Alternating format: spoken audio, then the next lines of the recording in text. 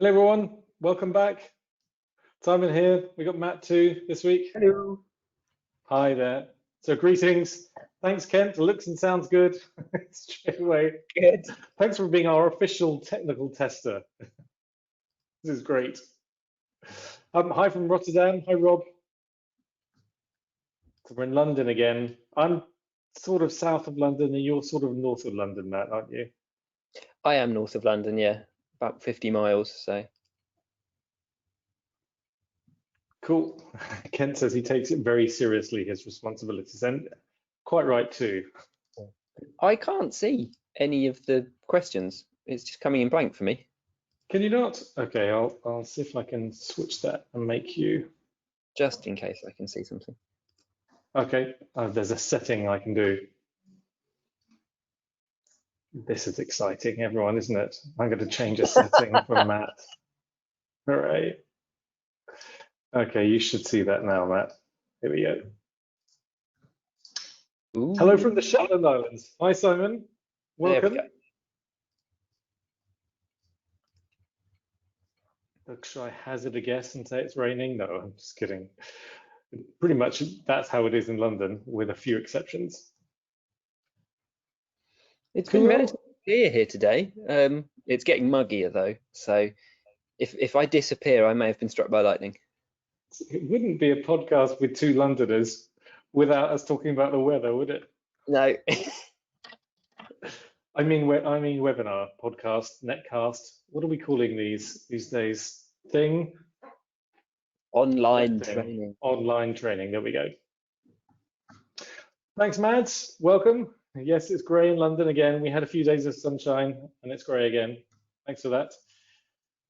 So we're almost on time.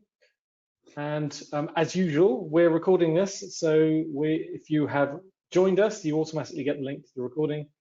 And if you're watching on the recording, welcome. Thanks for registering. And let's just jump in here, just as a reminder, as usual, here's a reminder about where the webinars are placed and how you can book more of them. So let's just add that link to the chat window again. By the way, if you are looking at the Red Giant website, it's worth just having a look at the blog because we have all sorts of interesting trainings, videos set up there. So this is a fantastic one that Hashi put up the other day about taking, or using cinema and also some of the Red Giant tools to create this kraken chasing this skater on a frozen river, which is really well done. So it uses a whole bunch of tricks. So that's a fantastic one. But if you do want to go onto blog, this is where to find out this list of the webinars that have been running. And here it is, free webinars.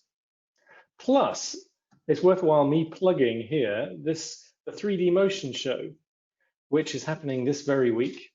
And what's happened is that C4D Live has had a name change, largely to do with the fact that we got a whole bunch of tools, 120 odd Red Giant tools mixed in. So it's now the 3D motion show, which I'm showing on the screen here, which I will then add a link to the chat window. And there is a fantastic array of speakers for these. They're running every month now for the rest of the year, and sometimes twice a month, like in August. And in July, we have multiple days where we're covering what would have been SIGGRAPH, covering the same sort of time zone, or timings on those days. So we're doing multiple sessions. But just this is something which is also free and worth just looking at. And because we have some fantastic speakers. Oh, look, I'm speaking on it as well. So, okay, tune in for all the other speakers, put it that way. Anyway, it's worth checking out. And usually these are all project-led from artists. So it's going to be very interesting to have a look at those. Fantastic. I might plug this in again at the end because they're all free and available. So let's switch over to you, Matt. Let's change presenter. So let's make you the presenter here. A quick question from Antonio. Is there a way to watch the webinar from last week online somewhere? Absolutely. You just go to that webinar list that I just pointed out on the Red Giant blog, and then you can just click the title of last week's, and then you can go past what looks like a registration screen, and then you can watch the recording. In fact, you can do that with all of them. Great. So I can see your screen, Matt. Hooray! The question. Hooray. Yay. Can everyone see my screen? Excellent. Excellent. Yeah, so you guys are just stuck with me today, all on my own sim. And so sorry if you get bored of listening to me ramble. If you need me to slow down at any point. Too, you know. Yeah, you're very important to our comparing and my notes. So I'll be checking up on your Cinema 4D files at the end of the show. Please do. So what we have here, we've got what we're going to be working on today. We're going to be looking at materials and adding materials to our ray gun file that we finished last week. Not only that, but we're also going to have a look at lighting it as well using a technique called 3-point lighting. Okay, so what I'm going to do, I'm going to turn off my webcam for starters, just to kind of make life a little bit easier.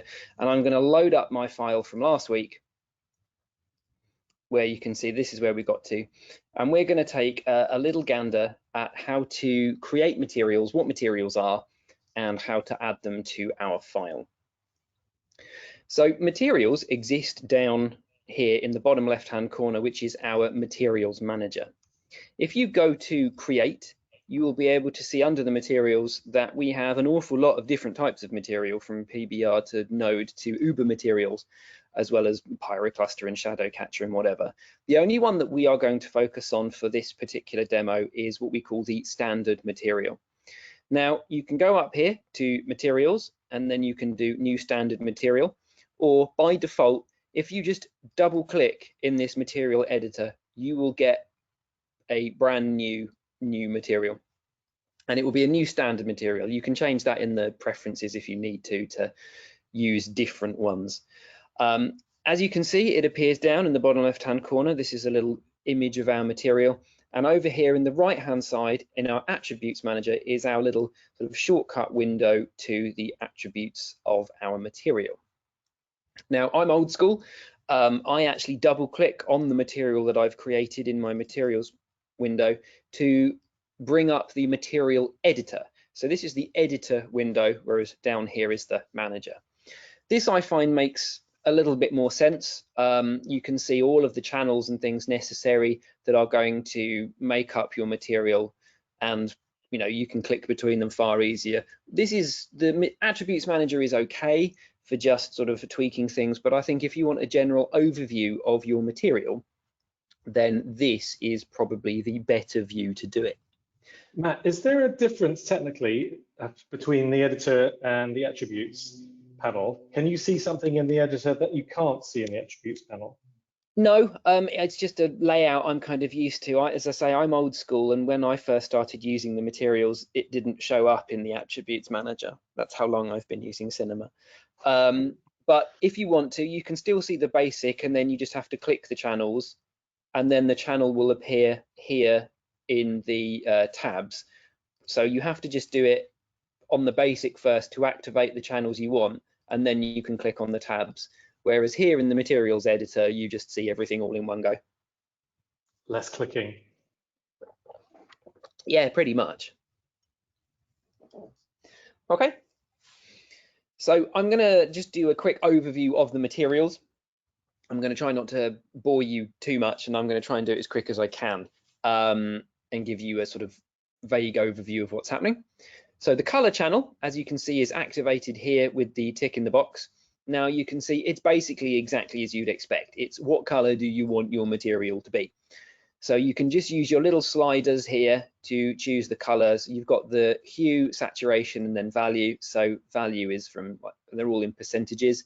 If you want to change the way this looks, then you can just click on the little color wheel. So you can use the color wheel if you're used to using that. Or if you have the spectrum, then you can click and you can change that instead.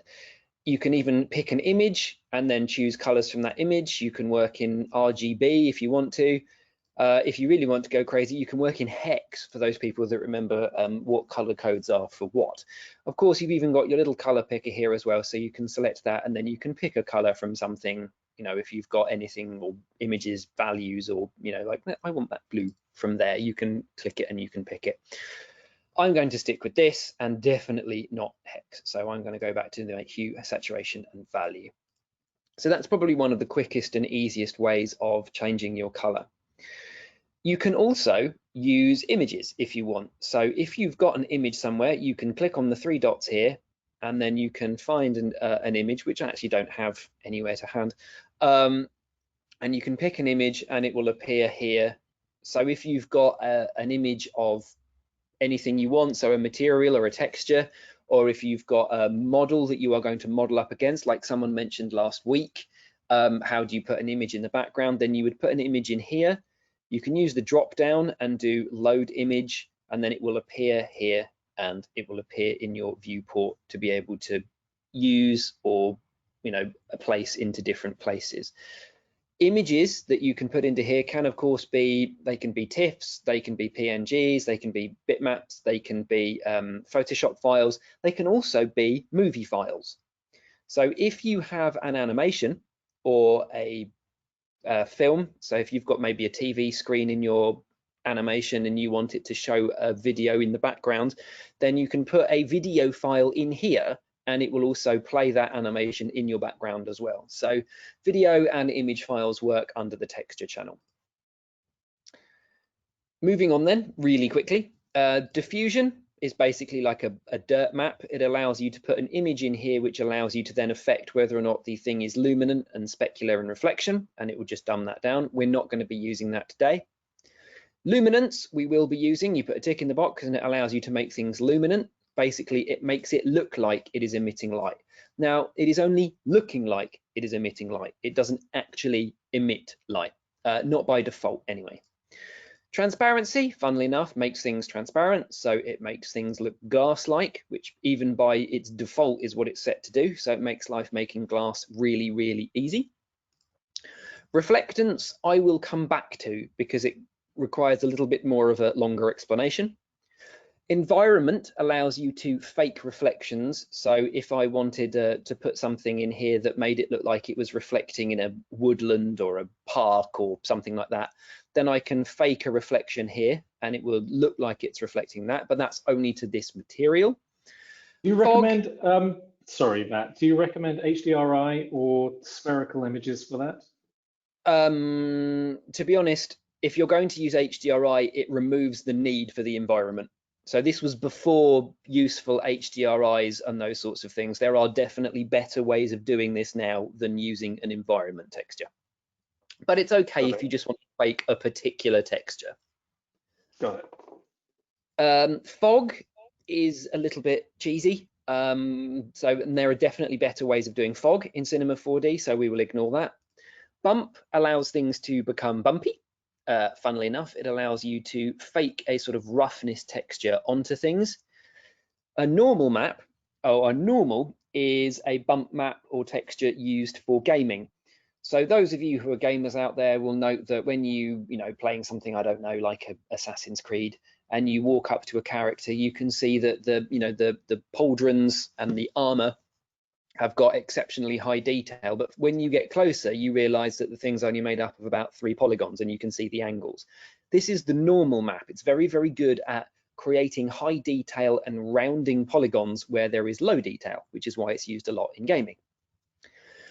The alpha channel allows you to remove bits of texture. So it's very similar to alpha channels in Photoshop or After Effects, Premiere and those sorts of things. What it does, you can put a tick in the box, and I'm just going to do a very, very quick drop down with some surfaces that we have in Cinema 4D pre-built. Thankfully, we've got stuff like wood, tiles, star fields, planets, but one particularly nice one is checkerboard. If I just check that, you can see that what I've actually got, it's removing the texture. It's not just making it see-through like transparency would do. This is actually alphaing. It is removing parts of the image. So it's very useful if you've got high detailed textures, or maybe you're doing the grill of a fan or the material of a chair or that sort of thing, or the outline of a leaf. It will allow you to get rid of the bits that you don't want. Glow does exactly what it says on the tin. It adds a glow to the outside, and we will be utilizing that a little bit later for some of our ray gun parts. Then we have displacement, and displacement is a little bit more like a realistic bump. So whereas bump fakes the idea of a bumpy surface, displacement adds a bumpy surface and uses polygons to actually make a bumpy surface. Crashing on then, viewport. This allows you to see how this texture is displayed in the viewport. If you have got an animated texture, then you will need to put a tick in that box. And also, if you are using an image as a texture, Cinema 4D will automatically scale it down so that it looks very low quality. What you need to do is make sure, if you want to display it higher quality, is choose no scaling. And that will make sure that your image displays much better quality in the viewport. You can also turn off things like color from the viewport and luminance and stuff if you want to just turn off how this material is displayed. Illumination you can safely ignore for the moment. An assignment will show you where materials are added. Okay, so going back to our reflectance channel very, very quickly. What the reflectance channel does is it combines two things that we used before in very old Cinema 4Ds before R16. What it does, it combines the two things that we called reflection and specular. When Cinema 4D was new and shiny and people were still trying to figure out how to make 3D things look real, we had two different channels. We had default specular, which is how much light spreads over a surface. So I can control this with width and specular strength. So you can see I can control how shiny it is versus how wide that shininess is. And then we had reflection, and I'm going to add in an old, as you can even say, it says legacy, old reflection. And that reflection allows you to control, once again, see, funnily enough, they're both cool. I missed, that's why. Reflection, legacy, there we go. You can control how rough and how reflective an object is. Now, these were okay when people were still new and trying to figure out how to code Cinema 4D. But one of the things they went away and did with R16, they created the Reflectance Channel. And that combined the two, because the truth is you don't get shiny and reflection as two separate things. Something is either reflective, well, everything is reflective in the world. If it wasn't, we wouldn't be able to see it. So it's the way light really works. And things are either smooth and therefore highly reflective and mirror-like, or they are rough and therefore they are reflective in a rough surface, but they are still nonetheless reflective.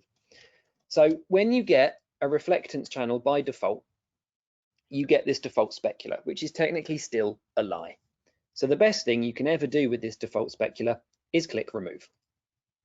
And then you can add in a new reflectance layer. And there are 4 different types here that you are going to want to be worrying about, mainly 3. Beckman, GGX, Fong, and Ward. Now, their names don't exactly spring out what you should use them for, but if you're interested to know, then I'll describe it to you. Beckman, pretty much everything that you're ever going to use will use a Beckman. GGX, metals. If you're using metals, use GGX. Fong, pretty much ignore. Ward, rubber or skin. Now, if you're actually curious to know what the difference is between them, I'm going to create this Beckman layer.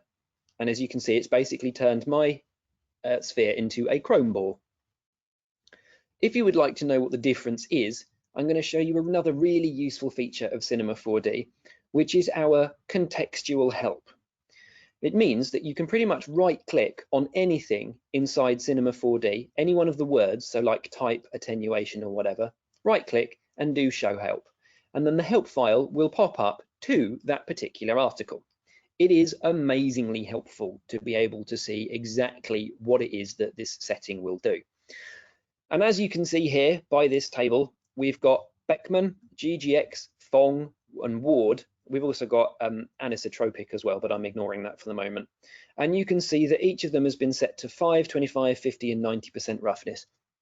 Now, if you want to play a game of Spot the Difference, please be my guest. But this is a very good article that allows you to see how reflectance works, perfect reflections, reflections with roughness, high roughness, and what the dispersion details are, and the different types of the way light bounces.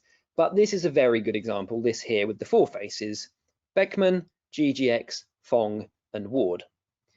Aside from the fact that GGX is slightly more matte, I guess, when it comes to its reflections, the difference between them is very, very minimal. And if you wanted to know where I got my information from about which one you should use where, Beckman is physically correct and would therefore be the most preferred mesh for normal use. GGX produces greater dispersion and works for metals. Ward is best for rubber and skin. Okay, so if you really want to, you can read this entire help article on reflectance channels. But for the moment, hopefully that gives you a nice example as, you know, the differences between them, which isn't an awful lot. However, as you can see from this very particular moment, we have a material that is very much a chrome ball. Now, the reason for that is because we have added this Beckman layer, and it is not taking into account that we want to be able to see materials or colors or stuff underneath. To do that, we need to add in something we called a Fresnel. And this Fresnel exists down the bottom here.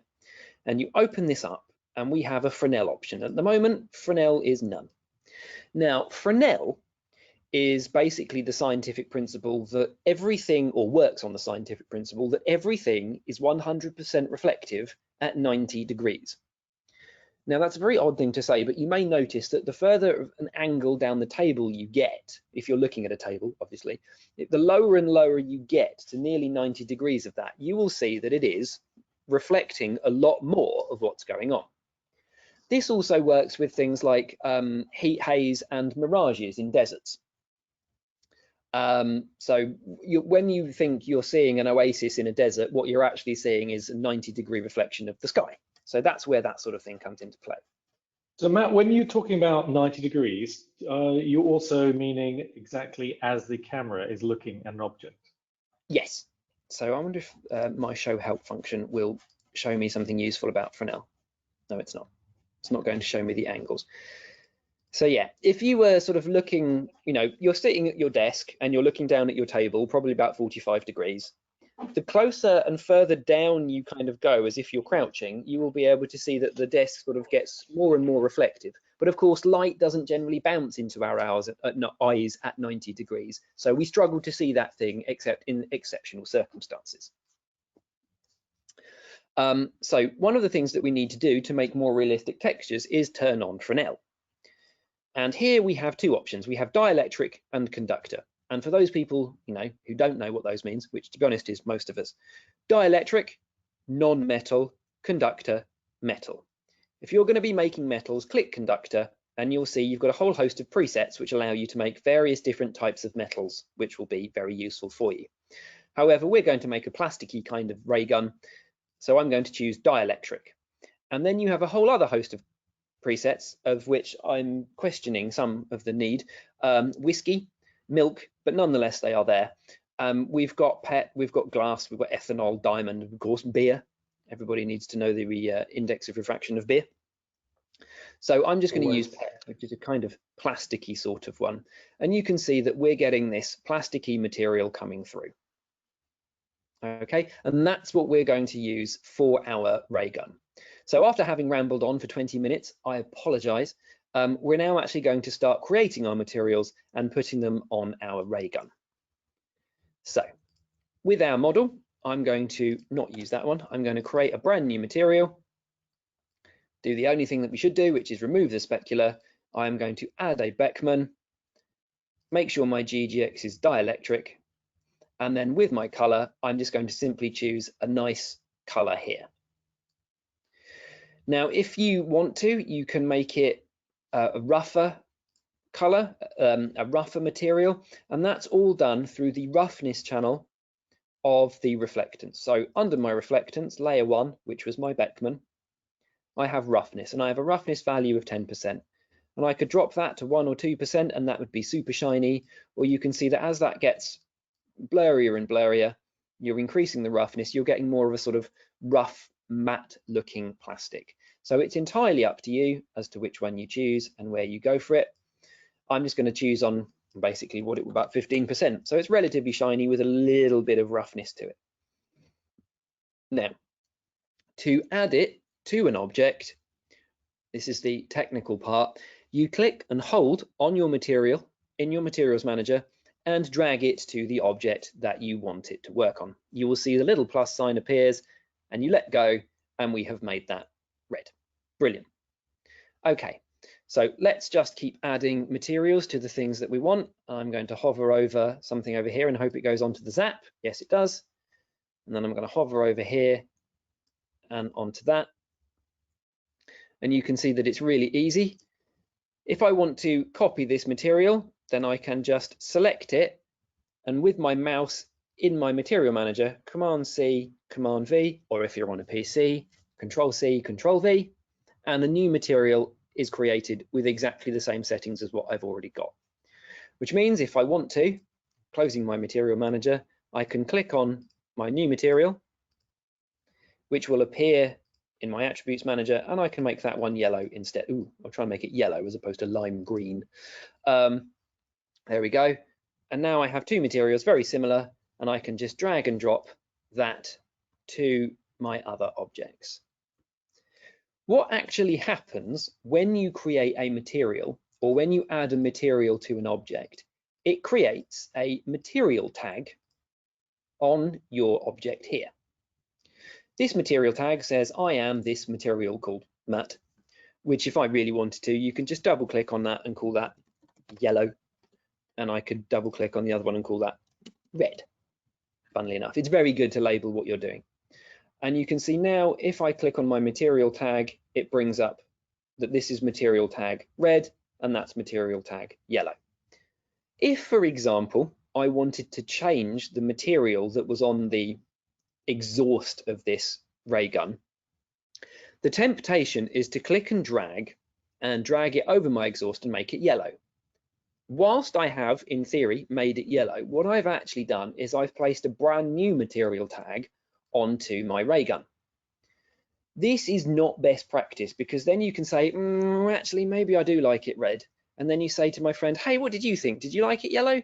I don't know. And you keep dragging it, and then you end up with this material tag list about a mile long.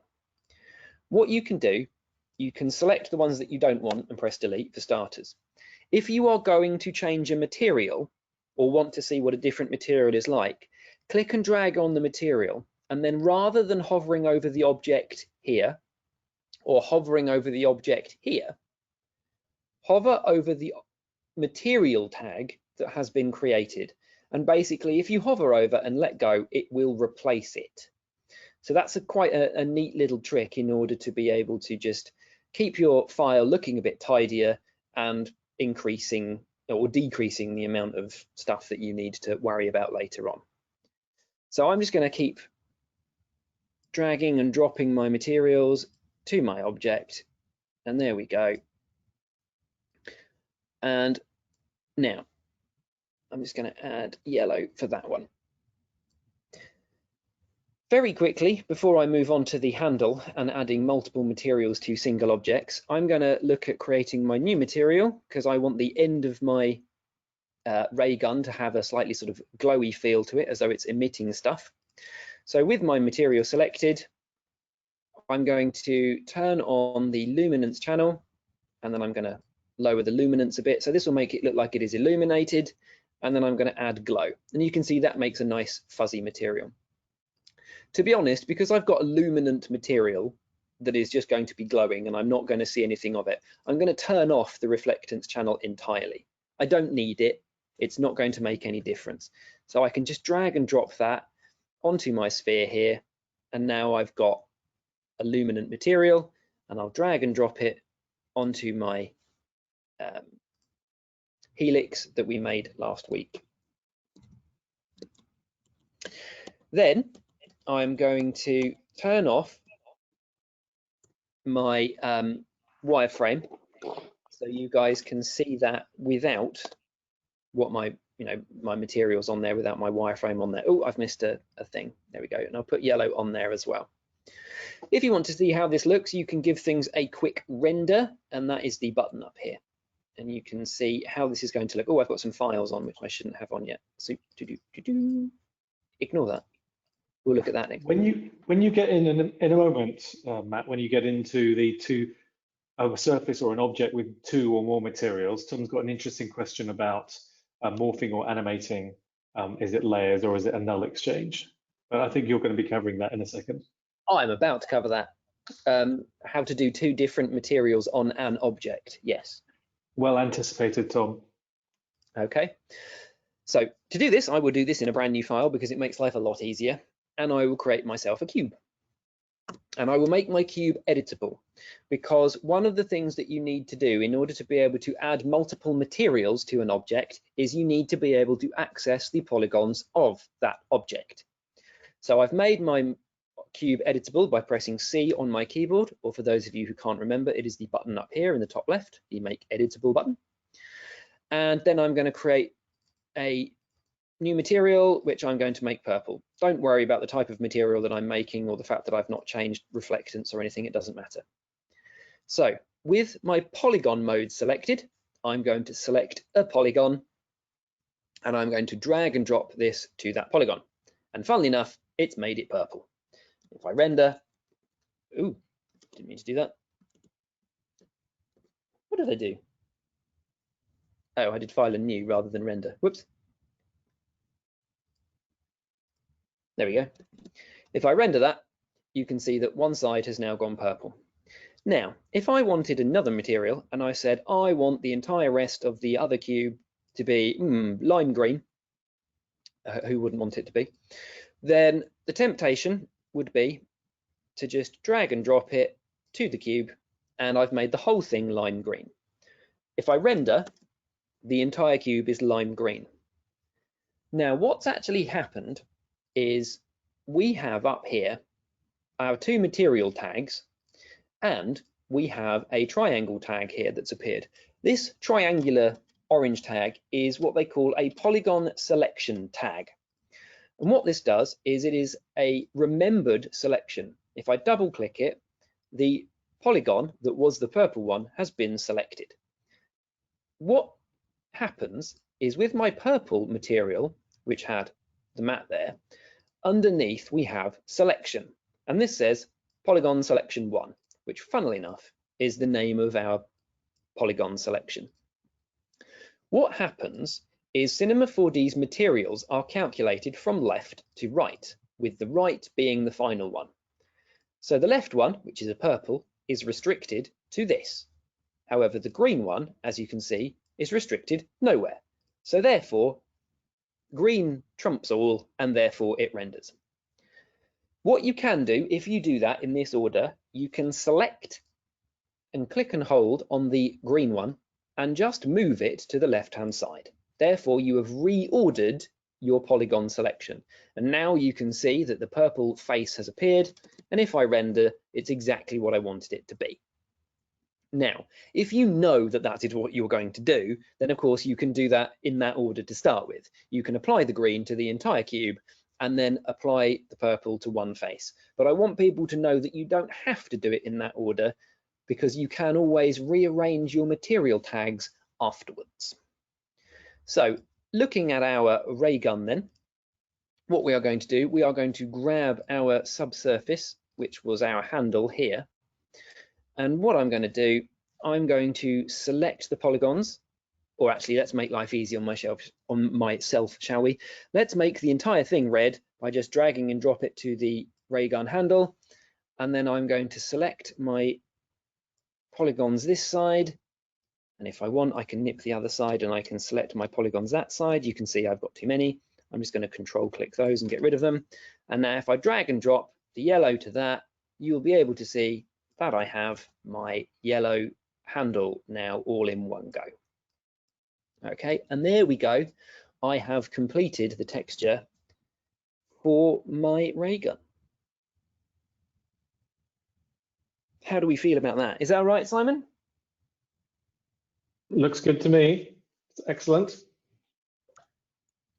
Is there anything that you've mentioned so far that we need to be thinking about in terms of render if we're setting up an animation? Certain things that process faster or things that can slow it down? For example, the glow? No, glow is actually a really, really low required thing. It's actually what we call a post effect. So what actually happens when you render in Cinema 4D with something with glow on, it is actually added in after the image has finished rendering, almost the equivalent of taking your image, sticking in Photoshop and adding a glow. This is something to be aware of, because if you have a glowing object in your scene and you have a reflective surface in your scene, the glow will not appear in the reflective surface. So it won't appear in the mirror if you've got something glowing. Other than that, we've used very, very basic things at the moment. So we've basically just used the color channel, the reflectance channel, and for the sake of this one, we've used the glow and the lumens. None of those are particularly heavy. The heavy things come in the form of bump, transparency, largely with refraction, because you've got to think Cinema 4D has to calculate how light is passing through a material and how much it bends. And that's obviously, if it's reflective as well, you've got to figure out how much is reflective and what it's bending through. And displacement. Displacement is definitely a memory hogger, because it is actually trying to figure out how to displace polygons and make them bumpy. But that's one of the reasons we're not going quite near it yet in this kind of get up and running with textures session. Okay. All looks good. Sweet. Any questions before I move on to lighting? Oh, we do have a question from Maria. If glow isn't calculated, is there a way to make a material emit light? Yes, but it still won't look, it won't have the glow haze that glow does. So if you look at this, it's actually fuzzy around the outside. There is no way to do that really with a material. You can cheat with lights. I say cheat, it's probably more long-winded, to make something look fuzzy around the outside. To be honest, you're better off, if you're going to do reflection, is probably actually putting it in Photoshop and making it glow. Unless you've got an animation twisting it around, then you'd need to do Unless you've got an animation, in which case you hope that no one notices that the glow isn't in the reflection. Kent's quite keen of over cranking illuminance to get the glow, something like 200+%. Okay. I suppose if I turn off glow and I whack my luminance to 200%, but it doesn't actually make it fuzzy around the outside, does it? It just makes it look bright, but you don't get the fuzziness, which is what you can control here. So I can whack the radius up of my glow, so I've got a much bigger view, and that's all done through the radius of the glow. It's really good for making neon signs and lightsabers. Tom's got a question about making maps. What kind of DPI or pixel target do you need to set up? Do you need to have in mind? That really depends on two things. What are you rendering out as, and how big is the thing going to be on the screen? If, for example, I was going to create a bump texture for this, or an image map of tiles and panels, for example, and I did it at a very low resolution, the tiles and panels on this would look very, very blocky and very, very blurry, very like a pixelated JPEG. So I would want those to be a large area, 1024, 2048, just as much as your computer can handle versus how big do you need it to be. And if my camera was getting this far, if I'm getting this close to this object, I would want that map to be really high quality.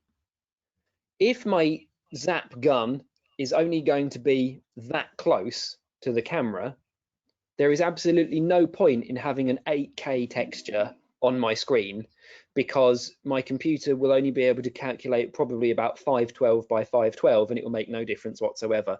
So it really does depend on how detailed is the map, does it need to be, and how close is it going to be on screen. That's fair. Another question from William. Could you show us a see-through material like glass? Yep, sure. I'm conscious that I've got to do lighting, but yeah, that's not a problem.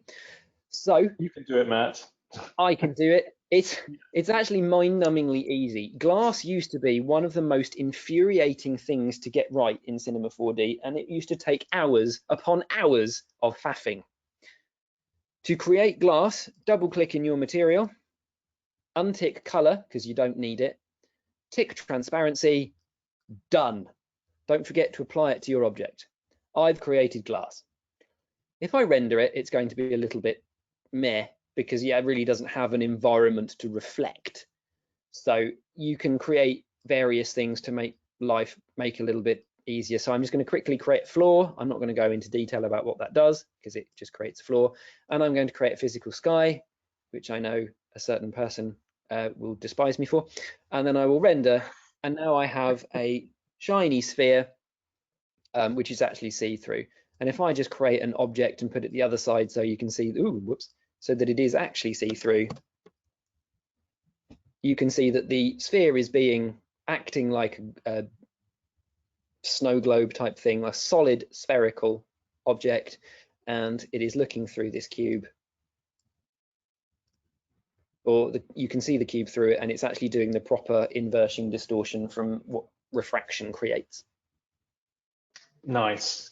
Another quick question from George. Do we need the baked normal maps applied in final material setup? Only if you're going to a game engine. Okay, that also makes sense. Cool. Okay, so shall we move on to lighting?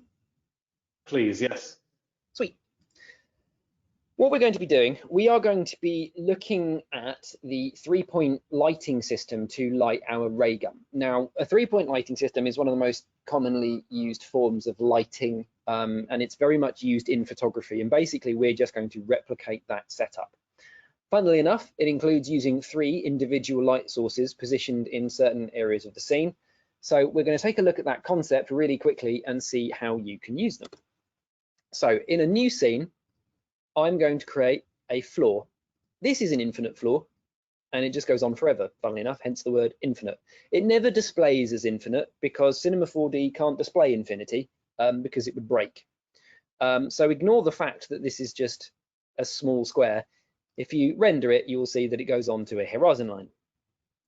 Now, I'm going to create myself an object in which to light, and that, funnily enough, is a sphere. So we've got spheres here. The 3-point lighting setup will involve the lights. Now, very, very quickly, I'm going to describe some lights to you. We have quite a few types of lights in Cinema 4D, and I'm only really going to focus on a couple of them. The light is an omni-light, that's what that's called, and it creates an omnidirectional light. It's gone dark, I hear you say. This is because, and please note, I have had tech support issues regarding this, the light is inside the sphere. So please make sure that you move your light outside of the object because it is created in the central point of your object. This is an omnidirectional light. It creates light in 360 degrees. Just going to delete that for a second. We also have a spotlight, funnily enough, which is a light that rather than being omnidirectional, only focuses on a spot that you can increase and decrease the size of using the orange dots that you will have on your light. You need to make sure that you are in the object mode on the left-hand side or model mode in order to see those orange dots. Okay, sweet. Next, target light. Now, a target light is basically just a spotlight with a target expression attached. Target expression is this little gizmo here, and it is created automatically when you create a target light. Also, a null object is created. This is the light target, funnily enough, as you can tell by its name. If you move the light target, the light points towards it. If you move the light, then it is, ooh dear, I'll try that again.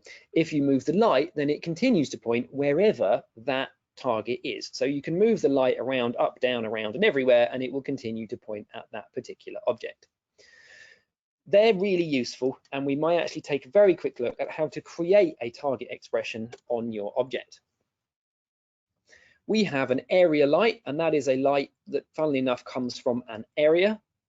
Now, this is not physically accurate by default because It doesn't matter how big or small that light is, it doesn't actually change how much light is emitted.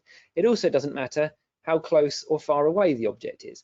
So this is one of those things when using standard materials and the standard renderer that you need to be aware of. We'll take a look at that in more detail in a second. We have the IES light. Now the IES light is an engineering profile. When people and manufacturers of light parts create lights and light fittings, they also create an IES profile. And what that does is allows people who are in architectural visualization to use that profile in a light, and it will create the correct form of light patterns on walls that would be expected from that particular light fitting. So it's very useful for getting exact, accurate architectural data. An infinite light is a light, funnily enough, that comes from the infinite, and that is something that you can think of like a sky dome, because you think of the sky as this big blue sphere around us. Light is coming from all directions, and that is what the infinite light does. The sunlight, funnily enough, is the light that replicates the sun. That means that you can control its sun with the sun section, and you can choose basic properties, you can choose places, you can choose longitude, latitude, times, and so on, things like that. It's kind of nice, but it's a bit cheesy, but it does what it needs to do in order to get light from different angles. The PBR light is only used when you are going to be using physically based rendering, PBR, and that can be used in either the physical renderer or Cinema 4D's Pro render, which is our GPU renderer. We won't be using it for this example. We also have the lighting tool. Now this has finally found its nice home here in this menu in R21, and it's a very, very useful tool because what it allows you to do, for example, if I create a spotlight, one of the hardest things in 3D in general to do is to kind of say, right, what if I want this light to focus here and you're working on rotations and you're moving things around? What you can do, you can use the lighting tool, and what that does, this gives you this little round gizmo, and you can click and hold on the surface of this sphere, and you can then choose where this light is pointing to. And that is one of the things that you could use for your 3-point lighting system. Okay, but for my 3-point lighting system, I am going to use area lights. So the first light that you create is called the key light. Oops, I'm going to go back to my move tool. And this is the light that is generally at sort of 45 degrees to your camera, okay, or 45 degrees to your object. You don't want it directly dead on, because otherwise it will create this weird sort of black outline and halo, very much like the old, you know, sort of digital cameraing with a flash on, to be perfectly honest. You get that sort of cartoony black outline. So this is your fill light. It controls the overall brightness. Sorry, this is your key light. It controls the overall brightness of your scene. And once again, with any light, you can control its color. But with this one, we are going to keep it at white, and we're generally going to keep its intensity at quite high, because this is our main key light, funnily enough. When you render to see what this looks like, you will notice that we are missing something. And what we are missing are shadows. Shadows exist in Cinema 4D, but you do need to turn them on. So down here, under the light settings, we have shadow, and we currently have none. And there are 3 different types of lights. There are shadow maps, soft, which funnily enough give you a fuzzy outline, a soft outline. There is ray traced hard, which gives you a hard outline. And then there is area shadow. And area shadow is the combination of the two and the most physically accurate. What that does is it calculates that where an object is closer to the object that is casting the shadow upon it, then the shadow is harder. The further away the shadow is, the smoother, the softer and fuzzier that shadow becomes. Okay, now we can actually see our shadows in our viewport now. So if you go up to filter, options, you can turn on shadows, and you will be able to see a rough example in our viewport without needing to render, in order to see where your shadows will be. So it allows you to... Oh, hello. Sorry, Matt. Is there much of a performance hit when you're doing this? Not a great deal, but it does depend on how many objects and how many lights you have in your scene. But as you can see, this is being pretty responsive. I'm not on the most amazing computer in the world, but Cinema 4D should be able to cope with this. Okay, what we can do is we are going to point our light at our object to make sure that it is pointing directly. Now, that can be an absolute faff with using the rotations and squaring it and moving it off and so on and so forth. So what we can do, we can use our target expression that we sort of mentioned earlier. So to do this, select the light that you want to point at something. Go to Tags, Animation Tags, Target. Now, as you can see, it looks like a little target. You press the target button and it adds a target to the light. Now, it doesn't do anything at the moment because the target expression requires something to point at. This is a target object. To choose your target object, click on the cursor and then you get a little Mickey Mouse hand, and that's basically asking you which object do you want me to point at. You select the sphere. And now it will point at the sphere. And you can see that that light is now pointing directly at the sphere. So it means that wherever I move my light, it won't change its angle and it will constantly be pointing at the sphere, which is very useful. Okay, so crashing on, the next light I am going to create is what we call a fill light. And the fill light fills in the details and the shadows from our key light. It's a lot less bright and it's generally positioned the other side. Because as you can see, if you render, I'm losing all of the detail of my sphere here because it is merging into my shadow. This is not something that product people want in photography because you are losing detail of people's hard-earned designs. So what I'm going to do, because I've already got my target expression on this light, I'm going to cheat, or efficiency, depending on what you want to call it, and I'm going to copy and paste my light. So selecting my light, Control C or Command C, Control V, and I have a second light. Now that light currently is placed exactly where my original one is, and I can just move it round to the other side. Now you can see that my sphere is a lot more illuminated. A little bit too bright, so I shall take my light here and I will dim it down. Now there is a traditional tendency to make it ever so slightly beige as well, and I'm honestly not quite sure why, but I do. One of the things that you can also do if you want to is turn off the shadow so that you do not get an extra shadow where you don't want one. And now if I render, you will see that I am losing far less detail for my sphere, and all of a sudden it feels a lot more real and grounded. Okay, so my first one I will label key, and my second light I will label fill. And that brings me to my third light, which is called our rim light. And the rim sort of varies depending on where you are going and what you are attempting to do.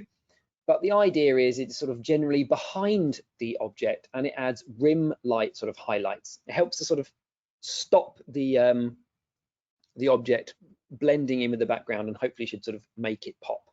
So what I will do, once again, I will copy and paste my fill light and I will move it behind. The easiest way for me to move it behind is to look at my top view, which is the one thankfully labeled top, and I will move my light round the other side and I will possibly move it up. So you can see I'm getting that highlight, and I will make this one ever so smidgenly blue. And now when I render, you'll see that I'm getting a nice sort of effect here of various sort of lights, and I'm not losing too much detail. I might be losing a little bit too much on the key, so I might move it down and I might move it across just so I'm not losing the detail on the sphere underneath. Okay, so that is in effect the 3-point lighting system exceptionally fast. Now, of course, I've got a very limited time left in order to put that into my scene. So funnily enough, I'm going to cheat and I'm going to select my 3 lights that I've created and I'm going to copy them, Command C, and I'm going to go to Edit or Window, sorry, and I'm going to go to my other model and I'm going to paste them in. Now they might need expanding out, So with the 3 selected, I'm just going to use my scale tool and I'm going to scale them up. And at the moment, they're all looking for a sphere, but the sphere no longer exists there. So my target object is gone. So I'm going to create a null object. In my objects, null, I'm going to call that target. And then I can select the 3 tags by drawing a box over them or clicking one and shift selecting all 3. I have a target object, and funnily enough, I will pick the target object. Because I had all 3 selected, you'll be able to see that that has been applied to all 3. Okay, now I'm getting some funny shadows where I've got my key light. So I'm just going to look at my top and I'm going to move it round. You can see from the angle I was at from my previous scene that these are not quite in the right place. So I'm going to move my key light around there. I'm going to move my fill light around there. And I'm going to move my rim light, which I need to label, round the back. And if I look at my 5 views, I'm going to move it up a bit. Now, it's a really good sort of useful way of figuring out, where your lights are.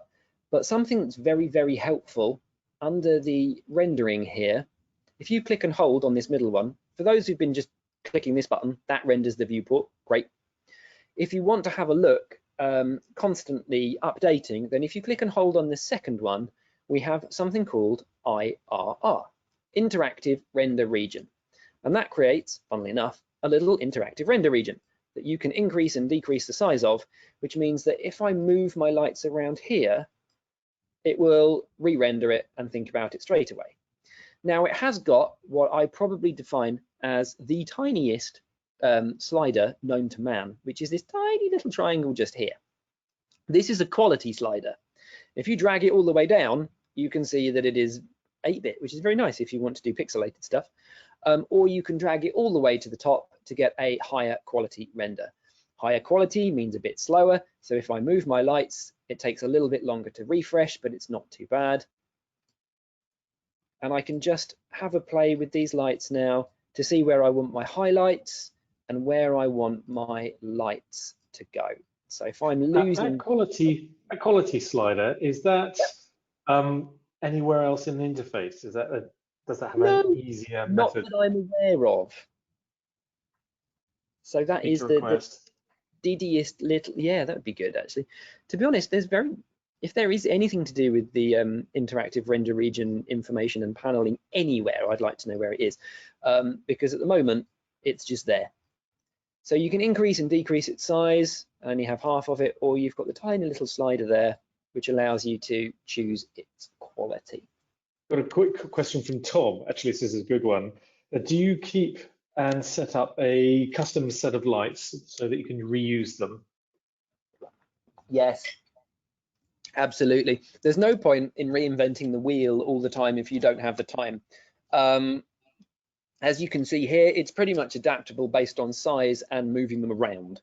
So if you've got 3 lights that work and they're the right colors and stuff, then that's great. But as you saw, not just because of the positions, but because of the type of object that I've got, I've had to maneuver some of my lights around because of the shape of the object that I've got. So there's always going to be a bit of tweaking. But they were still looking at your object though. Yes, because I made the target null and they were pointing at it, then that's what they're looking at. So if I actually move my target null, you can see that my lights will all sort of like point at different things. It's very subtle, but you can actually see it. Okay, anything else? That's another great way of setting up. And when you say cheating, you are of course spelling it with the word efficient. So I think it's completely valid. Efficiency, yeah. That's the word, time efficient, as I would call it. Okay, absolutely. So let's just have a look at our main window there. And I can turn off your render region. If you want to turn it off, you just reselect it there. And then I can do a render. If you want to set up a background, I've got 4 minutes in order to do a background. And very quickly, with the way that Elly has set up in the lighting one, in the, sorry, complete model one. Oh no, it's, sorry, my machine's being a little bit laggy. my one here, it is in actual fact just a plane with a bend deformer on it. So exceptionally fast in my ray gun model, I'm going to create a plane, which I'm going to make very large. And just looking at the material, just looking at the wireframe, I don't have anywhere near enough segments in one way, so that's definitely the way. So let's make that 25, and let's make that 1. And then I'm going to put a bend deformer in there, and it doesn't matter which way this is going to bend, so I'm going to do that just to check, which is 90 degrees and 0. And then I'm going to rotate that so that it will follow the bend, because otherwise it's going to bend towards me rather than up. And just I missed 10 degrees, so I'm going to change that in my coordinates manager, make that 90, make that child of the bend, boom. You can see I'm getting this sort of curved background now. And if I wanted to increase my bend there, I can then move my plane down, and I've got my object, and now I'm getting shadows on a background. And the only thing I might need to do is make sure that my rim light is further forward and in front of it so that it actually hits it. Otherwise, it would be illuminating the backdrop as opposed to the object. So you can see we've got that, and you can add a different type of material. People use all different types of material for these backdrops. Some people do a nice white backdrop. Some people do colors, depending on what you are making and how much you want your object to stand out. There we go, and I did that in just under 2 minutes. Whilst talking as well. Whilst talking, so feel free everyone to replay that slightly slower or at half speed. I apologize. Hopefully that has given you an idea of how we can use lights and textures within Cinema 4D to make things better. Fantastic. But this isn't the last time we're talking about lighting or rendering, because we're talking about it in a bit more detail next week, aren't we?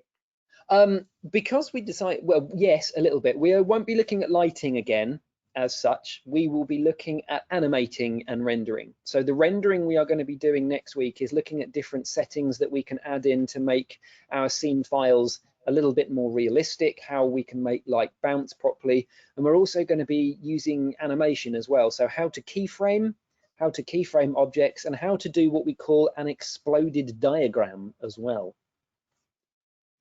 Very good. So yeah, we've shifted what was on the original sort of layout from our stuff because of the amount of time that we had left. So hopefully that will give everybody what they need. Well, another couple of comments that come in from Arandi and Maria about how useful this has been. So thank you again, Matt. Oh, I know you feel like that was speed training, but actually these are all really important concepts.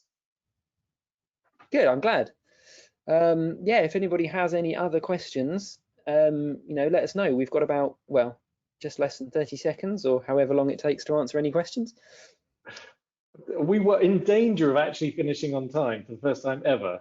Indeed. We'll sure go over 1 minute or over or so. But as Matt's saying, please let us know, training@maxon.net. If you've got any follow-up questions or you want to find out more details or have access to any of the future sessions, please just drop us a line as well. We'll add those links in that we talked about at the beginning, especially about the 3D motion show, into the follow-up email. But that's this Thursday. So that's definitely worth dialing. If you missed it at the beginning, we're running an update to C4D Live, which is now called the 3D Motion Show, 3dmotionshow.com, and that's going to be including lots of compositing and Red Giant information, as well as Cinema 4D and Redshift. It's looking even more lovely, Matt, your render. Oh, thank you. Just made it blue. Made it blue, well done. Lovely. So thanks everyone. Thanks for spending this time with us, and thanks for the kind comments. It's much appreciated. And thank you, Matt, for sharing all your extensive knowledge. You're welcome. No worries. Say, just let us know if you've got any questions, and see you next week. Fantastic. Good. This is great. Thanks, everyone. Take care. Thanks for all the various locations. Greetings to Germany as well. So thanks, Mads. Thanks, William. Thanks, Ken. Thanks, Simon. We'll see you on the next one. And hopefully we'll see you on Thursday as well for the 3D motion show. Take it easy. Bye-bye.